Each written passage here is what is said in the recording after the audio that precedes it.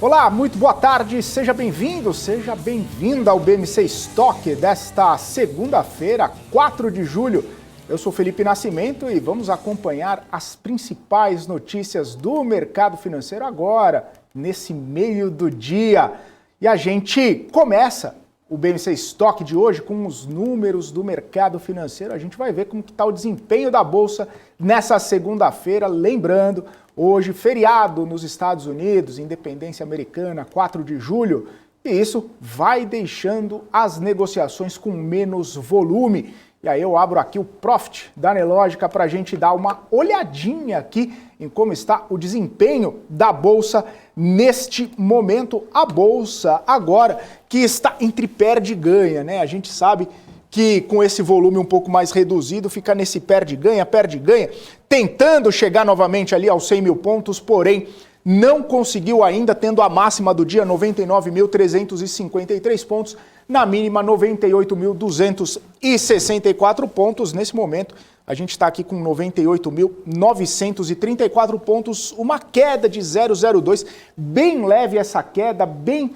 tranquilo mesmo, pouca coisa nesse radar aqui dessa bolsa, né, que começou o pregão ali um pouquinho embaixo, depois deu uma leve alta e aí, posteriormente, nesse perde e ganha. Mas uma coisa interessante que eu queria mostrar aqui para vocês é justamente nesse mapa aqui, não da variação diária, mas sim pelo volume, né? Quando a gente fala de volume financeiro, as principais empresas negociadas aqui com volume de 500 milhões e pouco, é um volume muito baixo, principalmente aí, como a gente está falando, por conta desse feriado lá nos Estados Unidos. Então os investidores institucionais internacionais estão de folga hoje, nessa segunda-feira, então sem também as bolsas americanas operando, a gente vê essa composição pelo volume.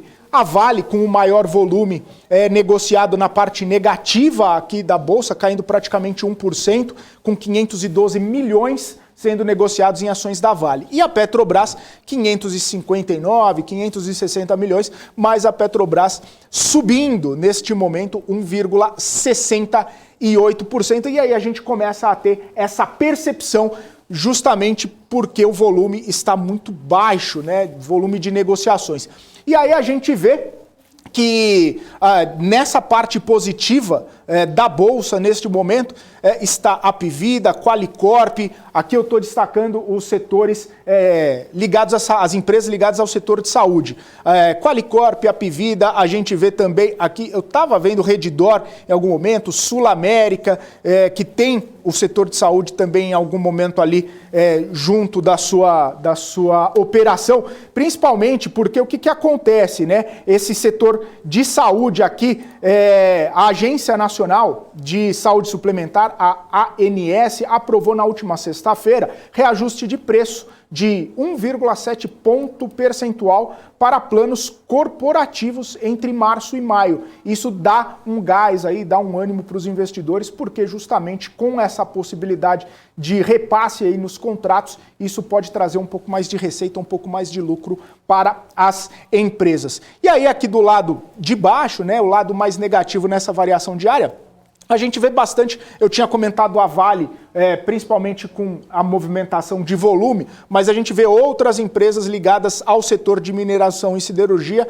caindo também, principalmente pelo fato do minério de ferro ter sofrido mais um tombo nessa segunda-feira lá nos portos chineses, né? Esse recuo aí do minério de ferro acontece num cenário de margens comprimidas das siderúrgicas lá na China, e aí a gente tem informações também que as usinas do maior produtor mundial de aço, que é a China, paralisaram dezenas de altos fornos à medida em que os estoques se acumulavam depois do enfraquecimento da demanda doméstica, atingida aí por conta, claro, dos lockdowns por conta de Covid-19 e também questão do mau tempo. Então essa é uma situação que fica aí no radar. E voltando para o lado positivo, a gente vê PetroRio, a gente vê Petrobras, a gente vê 3R Petróleo, empresas ligadas ao petróleo que seguem em alta nesta segunda-feira, depois de mais um aumento nos preços da commodity no cenário internacional. Então, as empresas ligadas ao petróleo aí, respirando um pouco mais, tendo essa movimentação de alta, né, na sua concepção. E aí, eu trago a informação aqui para vocês, depois da gente passar esse nosso giro do mercado, pelos nossos gráficos aqui do Profit da Nelogica, tem informação também sobre revisões das casas de análise, dos bancos, porque depois de perder quase 6% no primeiro semestre, foram 5,99% no primeiro semestre, diversas casas de análise e bancos também têm revisado para baixo o número do Ibovespa agora em 2022. Isso por causa do cenário de alta de juros e também maior incerteza global. Mesmo com as revisões, as casas ainda olham para um cenário de alta em relação ao fechamento do semestre. A XP, por exemplo, cortou a projeção para o Ibovespa no fim de 2022 de 130 para 120 mil pontos, ainda um potencial de valorização aí de mais ou menos 21%. Os estrategistas do JP Morgan também cortaram recentemente sua projeção para o índice, revisando aí o cenário base para o Ibovespa de 133 mil para 125 mil pontos. Uma alta, olha só, de 27% em relação ao fechamento do semestre passado. E o Itaú BBA reduziu a projeção de 115 para 110 mil pontos no final do ano, ainda com um potencial de valorização aí cerca de 11,5% em relação ao fechamento do primeiro semestre. Esses argumentos, né, para essas revisões são maior volatilidade com risco externo e risco doméstico também, principalmente o cenário eleitoral, elevação de juros e, claro, o risco fiscal. Segundo as casas, as ações brasileiras estão sendo negociadas aí em níveis atrativos de valuation, então bom investidor ficar de olho aí, ver o que lhe agrada, o que os estudos mostram aí, porque entre tantas empresas com valuations atrativos, precisa estudar, precisa ver direitinho onde colocar o seu dinheiro. E como dizem, né, nada está tão barato que não possa ficar mais barato. Bom, seguindo por aqui, a gente fala também sobre essa questão, né, do risco fiscal, que tem elevado também os rendimentos do Tesouro nesta segunda-feira. E aí eu separei a tela aqui, ó, dá para ver mais ou menos aqui a tela do Tesouro, né, dos títulos do Tesouro. E aí quando a gente fala em rendimentos, eu dou uma olhada aqui na NTNB, o Tesouro IPCA 2016, que até pouco tempo atrás estava negociando IPCA, que é a inflação, mais um prêmio de 5,4, 5,3. Hoje, 5,73% de retorno acima da inflação.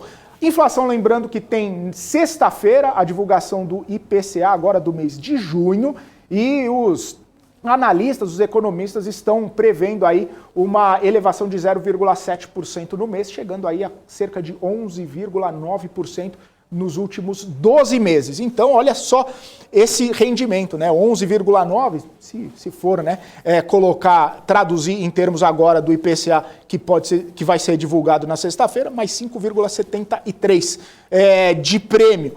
O Tesouro um pouquinho mais longo, né? Essa NTNB um pouquinho mais longa aí, 2035 com IPCA mais 5,93. Esses são os títulos do Tesouro que acabam mostrando um pouquinho, né, sobre essa questão do risco, essa questão do apetite, né, ao risco e quanto de prêmio o mercado está pedindo para poder fazer investimentos no Tesouro, para poder fazer esse empréstimo de dinheiro aí para o governo.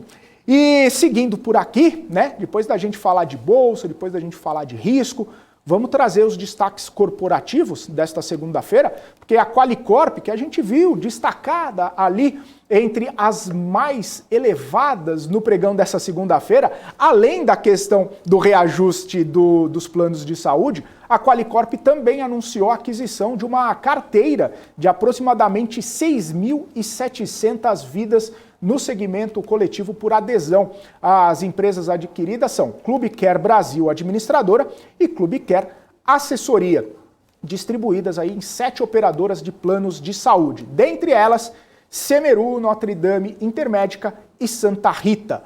O valor dessa operação não foi divulgado. Outra informação que a gente tem aqui, a WEG anunciou investimentos na produção do que deve ser o maior aerogerador em operação para o mercado brasileiro. A potência dele, 7 megawatts e 172 metros de diâmetro do rotor.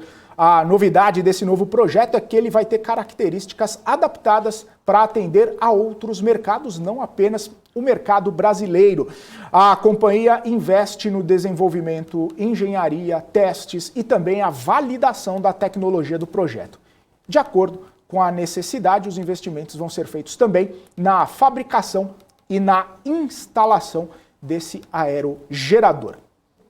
A Telefônica informou que sua emissão de debêntures no valor de 3,5 bilhões está prevista aí para começar nessa semana ainda, no dia 8 de julho. A emissão vai ser feita depois da conclusão da contratação formal das instituições financeiras integrantes do sistema de distribuição de valores mobiliários para intermediação da oferta restrita.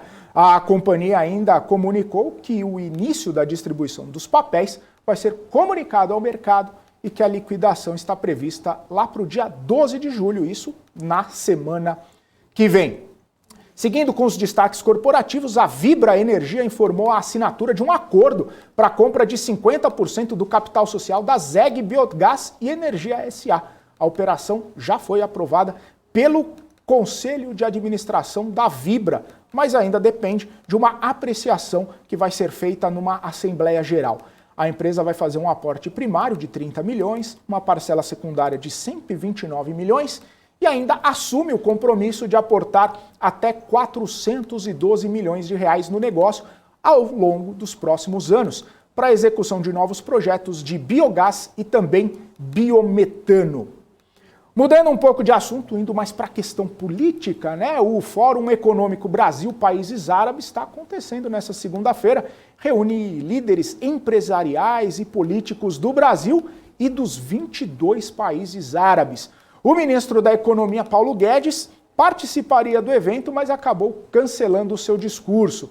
Já o presidente Jair Bolsonaro participou com uma mensagem gravada, ressaltando aí investimentos entre os países e boas relações entre eles, principalmente nesse momento de crise que o mundo está enfrentando. Vamos ouvir então o presidente Jair Bolsonaro. Em momento no qual a comunidade internacional busca soluções para garantir a segurança alimentar do mundo, o elo entre o Brasil e o mundo árabe se fortalece. Nem diante dos desafios impostos pela pandemia, deixamos de desempenhar o nosso papel no suprimento de alimentos. O Brasil é hoje o maior exportador de proteína halal no mundo. Além do comércio de carnes de frango e bovina, cresce igualmente nossas exportações de açúcar, soja e trigo. Por outro lado, 26% dos fertilizantes que abastecem o agronegócio brasileiro vêm do mundo árabe. O ministro da Agricultura, Marcos Montes, buscou expandir essas parcerias em viagens recentes à Jordânia, Egito e Marrocos. A Argélia foi, em 2021, o principal parceiro comercial do Brasil no continente africano. O Egito, um dos maiores mercados para a carne bovina brasileira do mundo, é o primeiro destino das exportações brasileiras na África. Em matéria de importações, nosso principal fornecedor no continente africano tem sido o Marrocos, país que hoje ocupa a posição de terceiro maior provedor de fertilizantes do Brasil, atrás de Canadá e Rússia. É isso aí. A Confederação Nacional dos Municípios está organizando uma mobilização contra a PEC das bondades. Eles são contra essas medidas que aumentam os gastos do governo federal e reduzem as receitas dos municípios. Segundo o órgão, o custo total calculado com as mudanças já adotadas nos últimos meses é de mais de 250 bilhões de reais por ano. Só perda de arrecadação, o valor chega a 27 bilhões. A CMN tem como objetivo chamar a atenção do alto custo para as finanças municipais, principalmente a partir de janeiro do ano que vem, quando esses benefícios que foram colocados aí dentro dessa PEC vão terminar. A PEC, a gente sabe, está no centro das discussões, só que agora na Câmara dos Deputados, porque depois de ser aprovada no Senado, agora é a vez dos deputados analisarem a proposta e darem o seu veredito. o presidente da Casa, Arthur Lira, assinou um despacho para juntar outras propostas e, com isso, dar mais celeridade para a tramitação na Casa. O valor da PEC, a gente lembra, subiu para 41 bilhões de reais, com a inclusão do auxílio taxista, que vai ser feito aí por meio do pagamento de um vale gasolina de R$ 200 para esta categoria.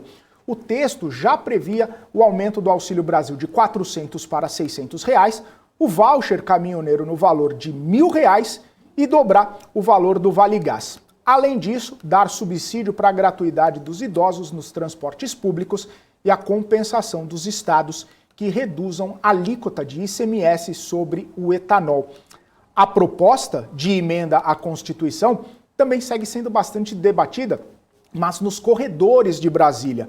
A grande questão é se essa proposta poderia ou não ser colocada em prática por causa aí do ano eleitoral. Justamente por isso, o relator colocou no texto a expressão estado de emergência, que é para não correr o risco.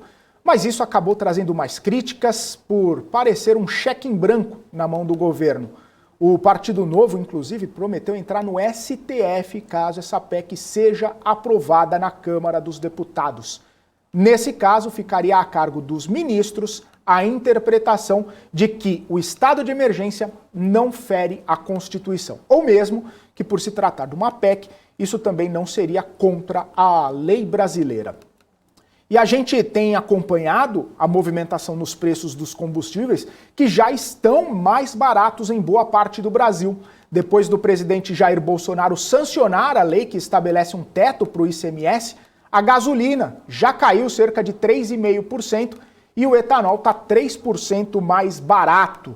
A redução é uma média entre os estados, já que alguns tiveram baixas maiores, outros tiveram uma queda menor no preço. A maior queda foi no Mato Grosso, com mais de 6%. Já no Amapá, a redução ficou quase em zero, ali ficou em 0,05%. O Ministério de Minas e Energia acredita que possa haver uma redução de até 20,9% no preço médio da gasolina para os consumidores. Mas os estados ainda buscam uma compensação, uma vez que a redução no ICMS impacta fortemente a geração de caixa dos governos.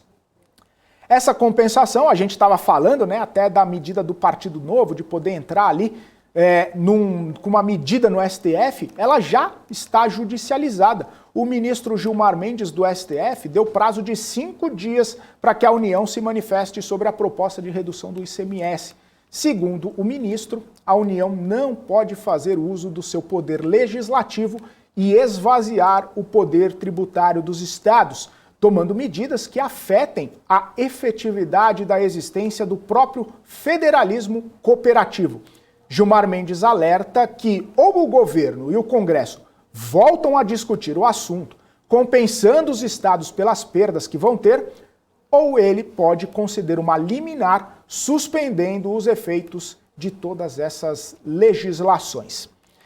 Agora, 1h40, daqui a pouquinho a gente vai bater um papo com o Alex André, economista e também especialista em investimentos, sobre todas essas movimentações na Bolsa nesta segunda-feira de feriado nos Estados Unidos e liquidez e movimentação reduzida aqui na Bolsa brasileira.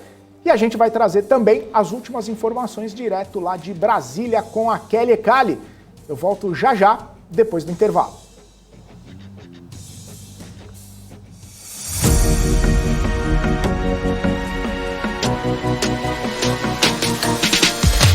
PMC News. Informação que gera valor. Customer support, what can I do for you? Yeah, I can't access my trading account. Can you help me? I'll see what I can do. Would you wait a second?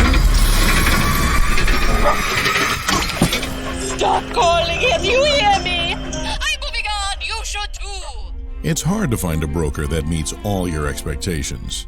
Or is it really? Active Trades Online Broker since 2001.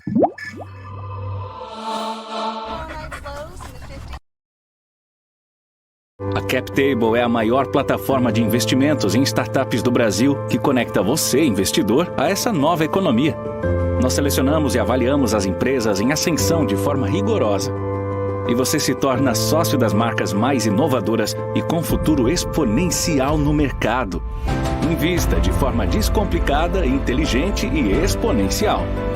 Acesse captable.com.br e faça parte da nova economia. Se hoje você assiste um filme, pede comida e chama um táxi em poucos cliques, por que você ainda faz o seu imposto de renda como se você estivesse na Idade da Pedra? Você não tem que ficar reunindo um monte de documentos ou fazendo todas as contas na mão. É possível sim fazer em poucos cliques, utilizando uma plataforma chamada Velotex, que integra com as principais corretoras e plataformas para que você faça tudo de forma simples, fácil e totalmente segura.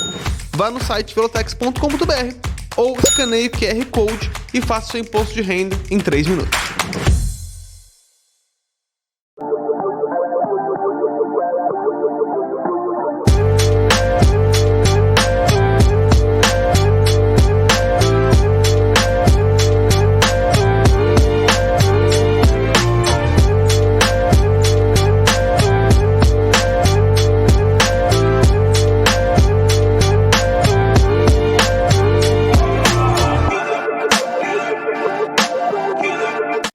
Profit, a plataforma oficial da BMC News.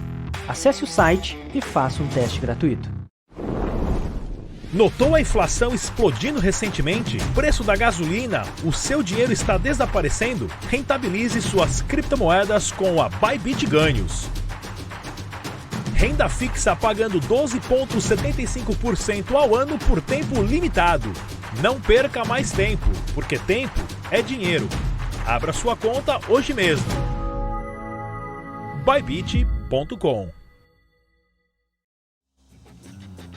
Estamos de volta aqui, BMC Stock, trazendo as principais notícias do mercado financeiro nesse meio da tarde, agora 1h43.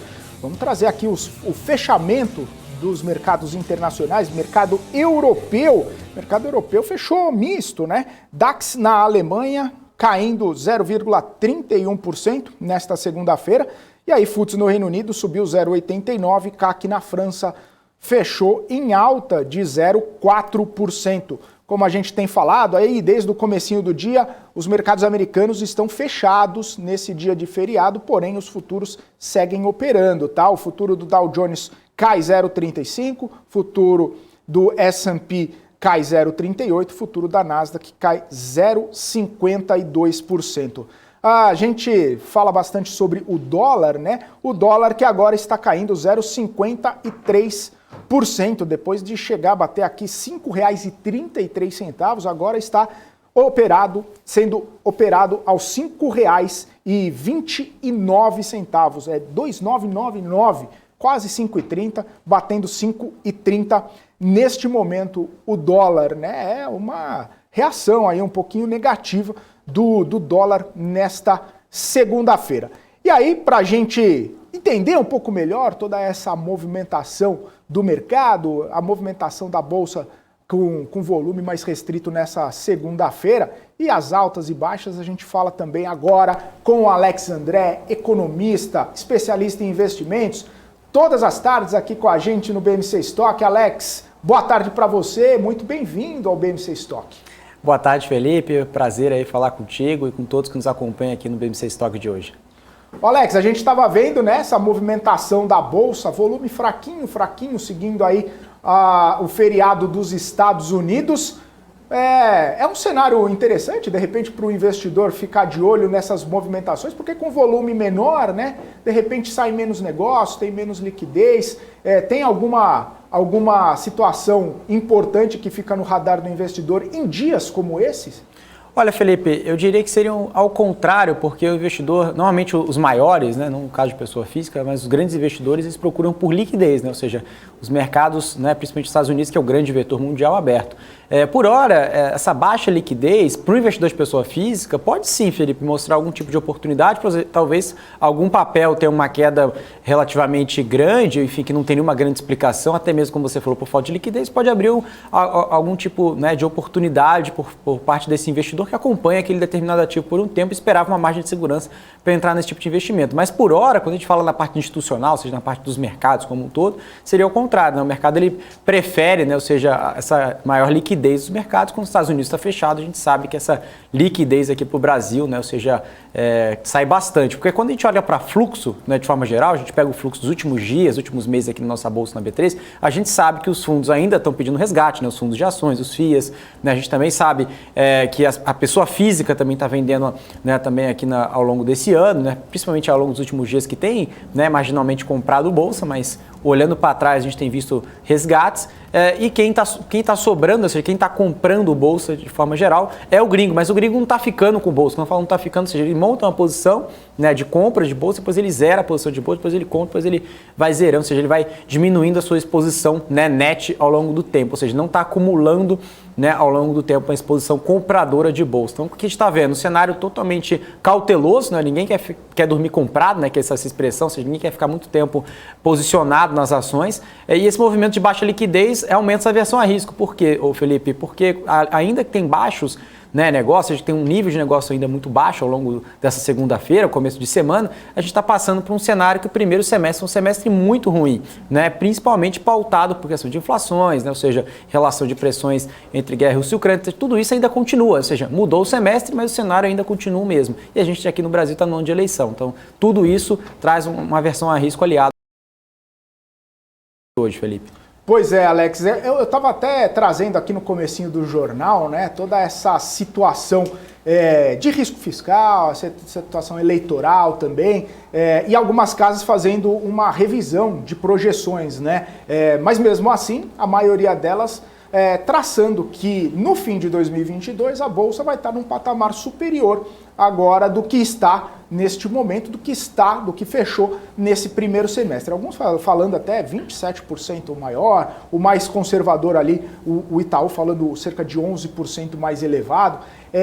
Talvez essa questão eleitoral, risco fiscal, ela vá acabar se diluindo, né, ao longo desses meses e mais para o final do ano a gente vai ter uma consolidação maior, por isso que talvez a gente tenha alguma movimentação nesse sentido, ou está ligado também ao cenário internacional, né? Porque hoje a gente fala de lockdown em China, hoje a gente fala de redução de produção no forno, lá nos altos fornos chineses, né? Um grande produtor de aço, e aí, olhando para um futuro, talvez essa política já esteja um pouco mais arrefecida, né? E aí o motor do mundo, como é também a China, possa trazer mais investimentos, possa trazer um cenário um pouco mais aliviado, né, ao longo desses meses. Tá certa essa percepção, Alex? Tá certo, Felipe. Eu só vou adicionar aqui um comentário interessante. Quando a gente fala em relação a dois comentários, né, principais, em relação à Bolsa para esse ano, a maior parte dos estrategistas, quando vira o semestre, já está no segundo semestre, o mercado já olha para 23, né? Principalmente as empresas, quando fala de geração de caixa, enfim, todas as métricas, o mercado olha para 22 sim, mas já está ali, né? Já está no segundo semestre, a gente sabe que o ano passa muito rápido, o mercado já olha para 23, expectativa de inflação, a expectativa macro, né? Ou seja, o que a gente enxerga para 23? Que claramente ali no segundo semestre do ano que vem, ou seja, daqui a 12 meses, né, ou seja, aproximadamente, nós estaremos numa redução de juros, ou seja, essa curva provavelmente já vai começar a mostrar esse arrefecimento no mercado de equities, ou seja, o Ibovespa, né, de forma geral, pode se mostrar um patamar positivo. Você disse muito bem, Felipe, em relação às projeções, né, das casas, corretoras, né, que estão revisando o Ibovespa para cima mesmo, que tem um corte de revisão ao longo desse ano, ou seja, indica-se que o Ibovespa pode chegar ali nos 110, 115, né, 120 mil pontos, né, como você falou, algumas casas até falando 130 mil pontos ao longo desse ano. Eu acho, né, ainda nesse cenário que a gente está vivendo hoje, um pouco desafiador, mas olhando de forma geral, a gente sabe, né, que a nossa bolsa ainda está muito barata, mas quando a gente fala bolsa barata, a gente está repetindo isso há vários dias seguidos, todo mundo está calejado de escutar, mas eu vou separar por duas coisas, né? Primeiramente, o Ibovespa, de forma geral, tem Petro e Vale, seja em relação às commodities, e quando a gente tira X, né, Petro e Vale, a gente sabe que o desconto ainda é muito maior. Então, acho que o interessante é, quando a gente olha a Bolsa, né, ou seja, o Ibovespa, de forma geral, com Petro e Vale, eu acredito que sim, no relativo, o Ibovespa ele tem sim um fôlego muito grande, até mesmo em relação a esse espectro macro, né, em relação às commodities, ainda vai continuar desafiador e as commodities ainda podem se valorizar. Inclusive, JP Morgan falando, né, que o petróleo pode bater mais de $380, fazendo essas projeções, né, totalmente agressivas, né, caso a guerra complique, enfim, tem um cenário ali ainda mais extremo. A gente está vivendo um cenário extremo, mas pode ficar ainda mais. E o Brasil pode se beneficiar nesse sentido de commodities, mas a gente sabe que o macro, com certeza, pode deteriorar ainda mais. Mas tem cases, né, como esses dois que eu falei agora há pouco, né, Petro e Vale, que pode se beneficiar num cenário, né, geral. Lembrando que o Ibovespa o índice, né, que tem a maior exposição a commodities no mundo. Está falando mais de 60% do nosso índice, né, em peso, né, em relação às commodities, né, Petro e Vale de forma geral. Tirando isso, Felipe, quando a gente fala em relação ao desconto, mas qual métrica que a gente está usando? A principal métrica do mercado, não significa que é a mais eficiente, mas é a métrica que todo mundo olha, né, que é o preço sobre lucro, né, ou seja, o PL, o PI, né, e a gente vê ali que o preço sobre lucro da nossa bolsa está o mais barato, mais descontado ao longo dos últimos 20 anos. Né? E tem uma grande explicação para isso. É claro, a gente sabe que a gente está vivendo um momento totalmente incomum. Mas vamos comparar com o da Dilma, né, com os anos da Dilma, nas últimas crises, né, vamos comparar com 2008, né, com as últimas crises. A gente sabe que a nossa bolsa, né, sofreu bastante, né, a gente teve ali os momentos cíclicos, renda variável é assim. Mas, na minha opinião, nada se explica, nada se justifica nos atuais patamares. Não no Ibovespa, tá? Eu acho que eu falo principalmente no índice Small Caps, tá? A gente sabe que tem um beta maior, né? As ações sofrem mais em relação à liquidez, enfim, tudo que a gente está passando ao longo do mundo. Mas tem umas empresas que a gente consegue observar, quando a gente vai mais a fundo, né? Ou seja, faz ali uma análise bottom-up, a gente sabe que tem empresas negociando, né, a níveis ridículos, né? Ou seja, como dizem aí, a prova de idiotas. Acho que é esse ponto que a gente tem que começar a olhar e dar um ponto de atenção. E o ponto de globalização, Felipe, só para deixar um ponto aqui, como você falou, a gente está falando de China, né? Se a gente está cada vez mais, o mundo está mais globalizado, né? E isso vai sempre, né, trazer uma velocidade adicional. A gente sempre vai ter novas notícias, novas informações que sempre vai agregar aqui para o Brasil, tanto positivamente quanto negativamente, né? Então, ou seja, o mundo, né, está sempre em revolução, sempre em grande mudança. Né, e a gente tem que ficar sempre acompanhando essas notícias. Então, acho que China tem indiretamente ou diretamente tem um ponto interessante aqui. Né? Para quem investe em Vale, todo dia tem que olhar a cotação do minério, o que está acontecendo na China, está tendo lockdown ou não. Né? Então, ou seja, de ontem para hoje, a China anunciou, né, lockdown, né, em províncias e cidades ali com em torno de 1,7 milhões de habitantes. Né? E o minério já caiu mais de 4%. Então, a gente tem que acompanhar. Claro que a gente está falando de notícias de curto prazo, mas para quem acompanha, a gente sabe que faz preço as informações, né, Felipe? Com certeza, Alex. Alex, duas observações, né, até para a gente abordar aqui. Uhum. A primeira delas, você falou que a bolsa está bem barata, mas eu sinto uma preocupação de muitos investidores que eles falam assim, poxa, está barato, né? Muitas casas falando assim que a bolsa está em valuations atrativos, as empresas estão em valuations atrativos. Só que tem aquela preocupação da falta de um gatilho, falta de algum trigger ali para a bolsa retomar essa pujança, né? E a outra preocupação é nada que tá tão barato que não possa ficar mais barato, né? Foi isso que eu falei. Então, essa é uma preocupação, essa falta desse gatilho, principalmente quando a gente olha nesse cenário macro, esse cenário internacional, né, Alex? Exato, mas vai depender de cada alocação, né? Ou seja, tem cliente que está 100% em renda variável, que comprou ali nos 130 mil pontos e não aporta todo mês, né? Não tem caixa, realmente é difícil, né? Tem que realmente, né, não tem muito o que fazer. Mas aquele investidor, né, ou seja, que realmente tem uma posição de caixa para oportunidade, que tem uma parte para renda fixa, né, que tem um portfólio montado exatamente observando esses cenários, né, de adversidade, agora ele está comprando bolsa marginalmente, ou seja, não está dando all-in, vou zerar tudo e vou comprar bolsa.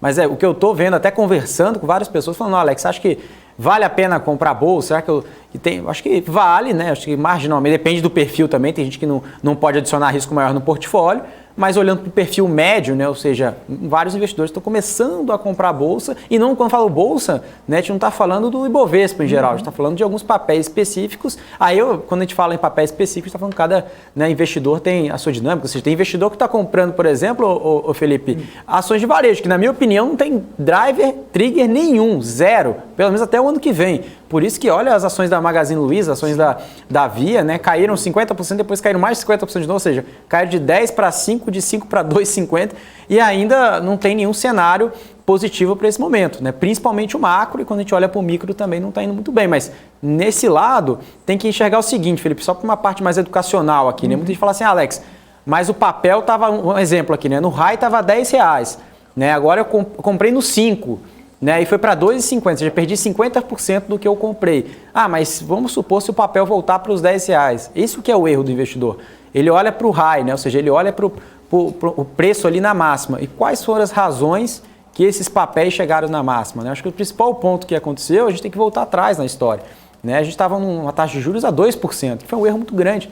A maior parte dos investidores que eram rentistas, né, aqui no Brasil, que era, né, tinha investimento em aplicação de renda fixa, que nunca investiu em bolsa, começaram a investir em bolsa. Tive uma grande enxurrada de investidores que estavam comprando vários papéis, não sabiam que nem estavam comprando, né, porque queriam algum tipo de prêmio, né, ou seja, em relação à renda fixa, e depois, né, desse aumento de juros voltaram para a renda fixa, né, e uma grande parte dos investidores sofreram com isso, né, ou seja, essa retirada de liquidez na bolsa. A gente tem visto aí fundos pedindo resgate, como eu falei, pessoas físicas, né, então marginalmente o investidor estrangeiro tirou o pé também da nossa bolsa, então isso também diminui a atratividade de forma geral, que é o cenário macro, né, do mundo inteiro. A gente tem visto que se você olhar, por exemplo, para 2008, a gente teve um problema nos Estados Unidos, né, de forma geral, ou seja, podia contaminar o mundo inteiro, contaminou, mas não de uma forma que o mundo esperava, né? Mas o Covid, ele trouxe ali danos, né, que já vinham ali numa economia fragilizada. O euro, por exemplo, está falando de fragmentação do euro. Estados Unidos, né, que imprimiu $1 trilhão na época do Covid,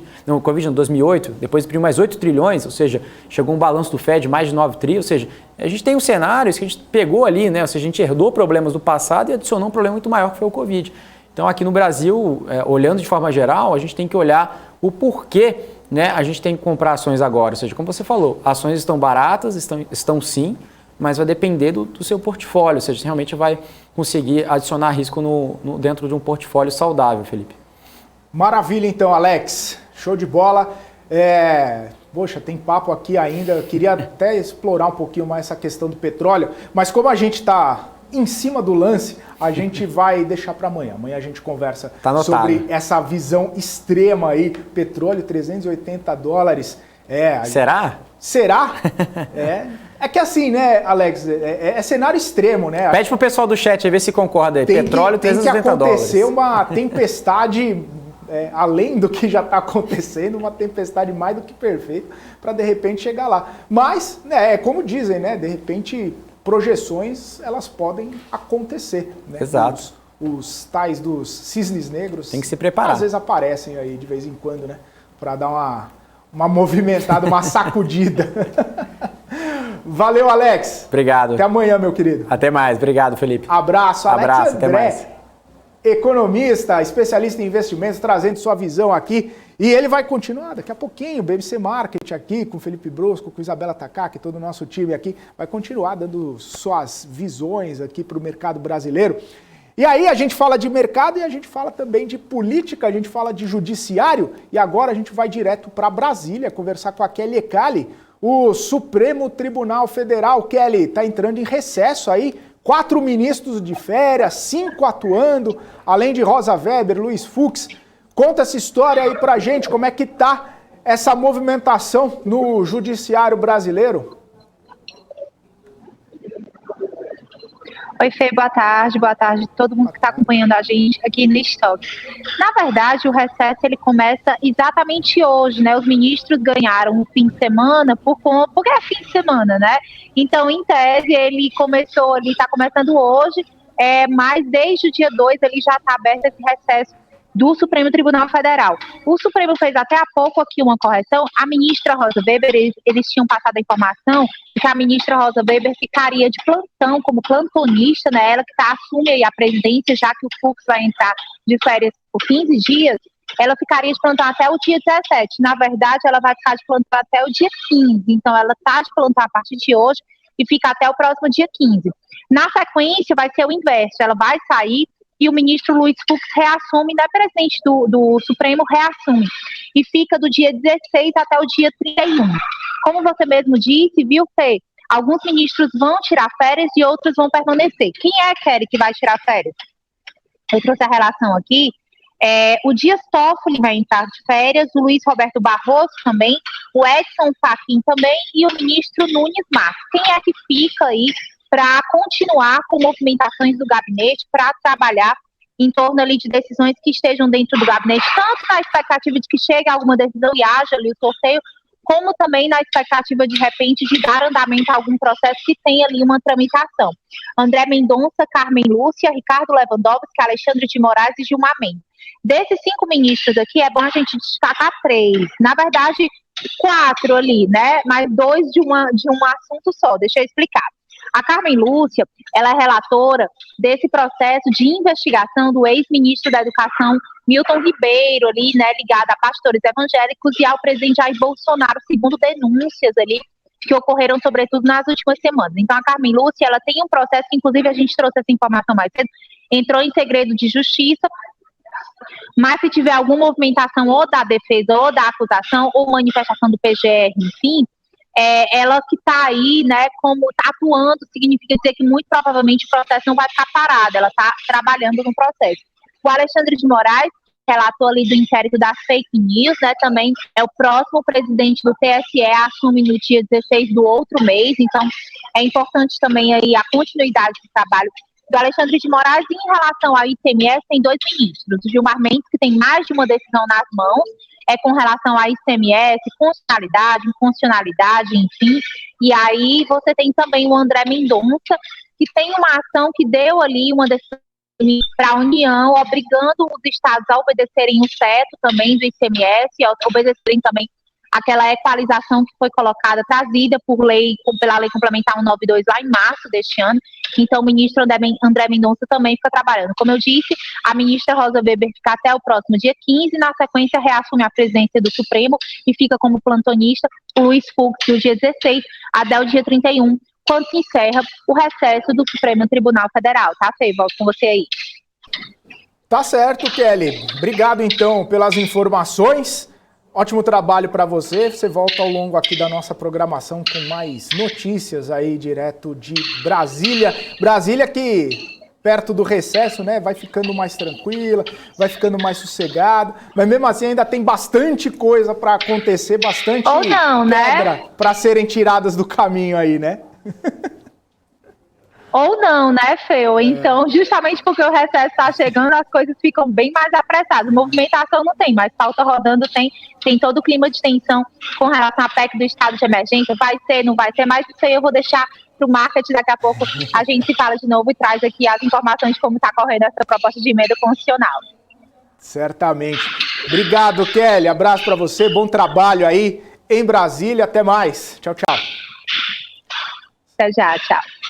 Isso aí, Kelly Cali, direto de Brasília, trazendo aí as informações sobre recesso lá no Judiciário e o que vai acontecer nesses próximos dias.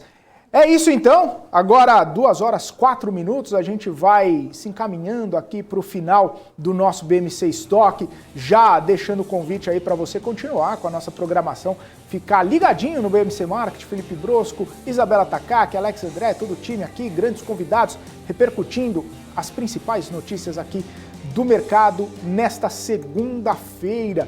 E também quero pedir para você que está nos acompanhando para se inscrever no nosso canal do YouTube, BMC News. Mais de 340 mil pessoas já inscritas, acompanhando todos os dias os principais assuntos, os principais destaques, os principais conteúdos que a gente coloca no nosso canal do YouTube. Todos os dias, grandes assuntos debatidos pelos especialistas que a gente recebe aqui na BMC News.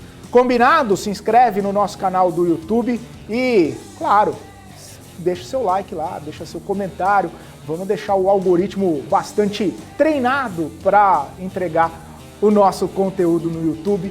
E se você quiser deixar uma pergunta, se você quiser deixar algum comentário, é aqui pelo nosso portal bmcnews.com.br. É só ir lá na abinha do ao vivo e se logar e colocar o seu comentário, colocar sua pergunta, sua dúvida, sua sugestão, enfim, fique com a gente e esteja sempre aqui em sintonia com a gente, sempre comentando, sempre argumentando, sempre nesse bate-papo diário que a gente faz aqui na BMC News. Tá certo? Eu volto amanhã, logo depois do nosso podcast, com o nosso BMC Stock, com as principais notícias, os principais destaques do mercado financeiro, bem no meinho do dia. Forte abraço, até amanhã, fica com o BMC Market. Tchau, tchau.